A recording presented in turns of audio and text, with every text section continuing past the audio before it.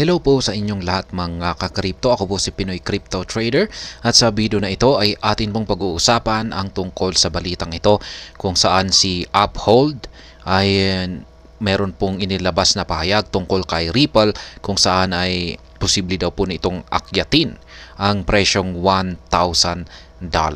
Ayan, before major partnership with Ripple.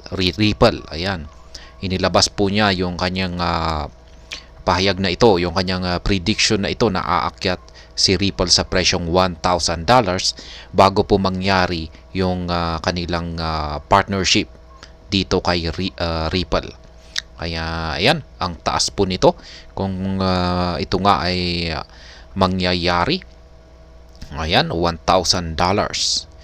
At ayan, bago po tayo magpatuloy ay nais ko po munang bigyang linaw ang aking disclaimer kung saan ang nilalaman po ng video na ito ay hindi po ito isang financial advice. For education and information purposes lamang po ang layunin nito. Maliban po dito ay nais ko na rin pong magbigay babala na wala pong kahit anumang group chat ang Pinoy Crypto Trader. Ayan, sabi po rito ay Uphold Ripple Partnership sparks questions about Uphold's past conversations on XRP reaching $1,000 and whether they may have secretly hinted at the collaboration. Ayan, nagdulot daw po ng mga katanungan. Ayan, yung tungkol dito sa inilabas ni Uphold na kanyang prediction noon kay XRP kung saan ay posibleng aakyat daw ito sa presyong $1,000. Kaya yan, posibleng yung kanyang prediction na ito ay siguro meron itong kaugnayan sa kanilang collaboration o yung kanilang partnership ngayon. Kaya yan, the prominent American crypto exchange Uphold, renowned for its support for XRP, engineered bullish conversations about the digital asset in the past that have now come back to haunt them. Ayan, yan po si Uphold. Malaki po ang kanyang holdings dito kay XRP. Kaya ayan, malakas po yung kanyang, kaya matindi, ganyan na lamang kasya katindi, todo suporta. Ayan, kung pag magbigay ng suporta dito kay XRP. Yun nga lang, at si Uphold, ay hindi na po natin pwedeng gamitin ito dito sa Pilipinas. Nitong mga nakalipas lang na mga ilang linggo ay yan, restricted na po yung ating bansa sa paggamit ng exchange na ito. Ayan, ito po yung ginagamit ko para ma-receive yung aking BOT token reward. Ayan, sa paggamit ng Brave browser. Ayan, kaya ayan, over the past years, the exchange repeatedly pondered the implication for investors in a scenario where XRP theoretically breaks into a triple-digit valued asset. However, Uphold's contemplations have largely gone unnoticed. Meanwhile, the XRP community has exhumed the statements amid the exchange recent partnership with Ripple. The XRP army now wonders if Uphold has had hidden messages all the while. Ayan, maraming nagtatanong or maraming napapaisip na mga XRP army kung meron pang itinatagong mensahe si Uphold. Uphold talking about XRP reaching $1,000. Yan po yung sinabi dito ni Uphold na posible daw pong akyatin ni XRP ang presyong $1,000. Kaya ito po siguro ang dahilan kung bakit ang laki ng kanilang asset or holdings dito kay XRP token. Specifically, between 2021 and 2022, the US-based trading platform tweeted multiple times, asking the community about their hopes for XRP. Some XRP enthusiasts replied they anticipate the digital asset to trade over $1,000. Yan. Uphold maintained a similar reply to such anticipations. It repeatedly responded by asking what would you do if XRP reach $1,000. Kaya yan, paulit-ulit daw pong tinatanong ni Uphold kung ano ang gagawin mo kapag umakyat ang market price ni XRP sa presyong $1,000. Ayan, yan po yung mga aktual na screenshots sa kanyang sa kanyang X platform. Yan, mga tweets po niya. Ayan, paulit-ulit.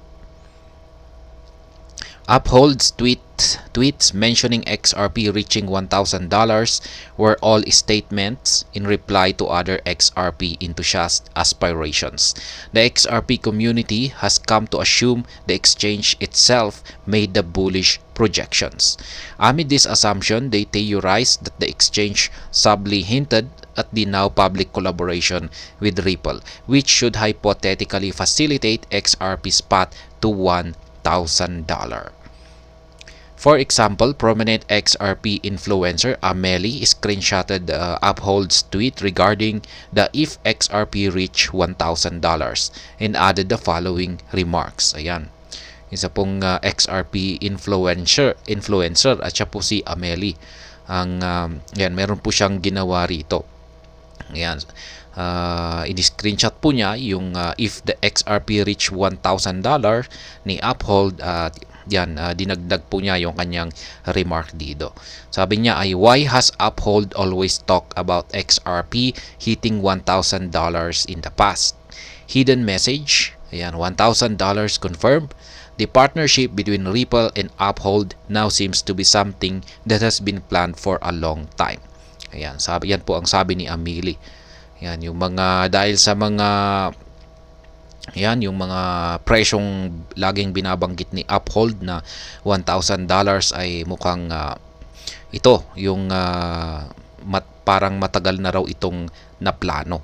Yan, kaya sapagkat ang sunod nito ay bigla na lamang silang nagkaroon ng partnership dito kay Ripple. Kaya yan, Ripple in Uphold partnership.